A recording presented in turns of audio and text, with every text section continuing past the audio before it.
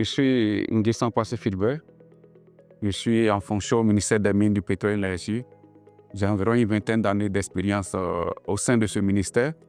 Je travaille particulièrement au département qui est en charge des mines, plus précisément la Direction générale des mines et de la géologie, où j'occupe la fonction de directeur en charge de la recherche et de l'exploitation minière industrielle. Cette formation est la bienvenue.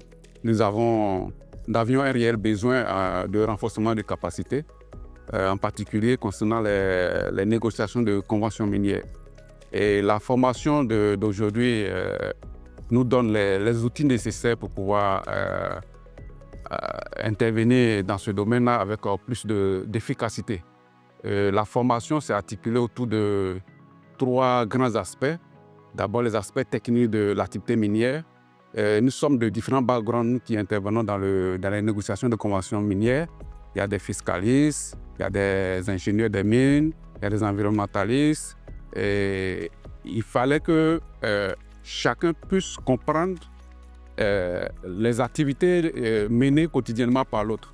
Donc cette formation a permis de non seulement parler des aspects techniques du secteur minier, depuis l'exploration jusqu'à la réhabilitation, en passant par le développement et puis l'exploitation minière.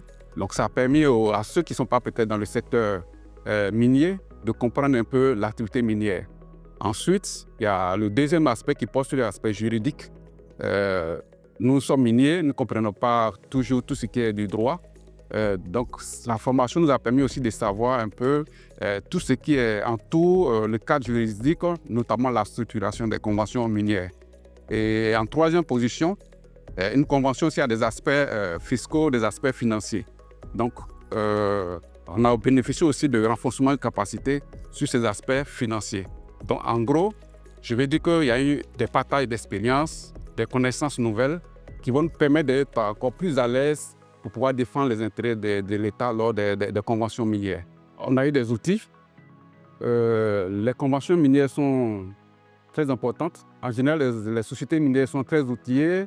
Elles ont des avocats de renom, tout ça à leur côté pour négocier les conventions. Donc, je pense que ces conventions vont permettre d'équilibrer les choses dans les négociations. Et cet équilibre va permettre de préserver les intérêts de l'État dans l'activité minière. C'est aussi un des aspects pratiques de cette formation, c'est de négocier la convention minière du projet Sipilo.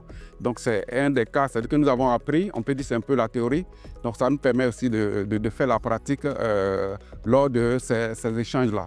Donc en termes d'impact, je veux dire que ça va aider à mieux sécuriser, préserver les intérêts de l'État, à mieux défendre les intérêts de l'État dans le développement de l'activité minière en Côte d'Ivoire.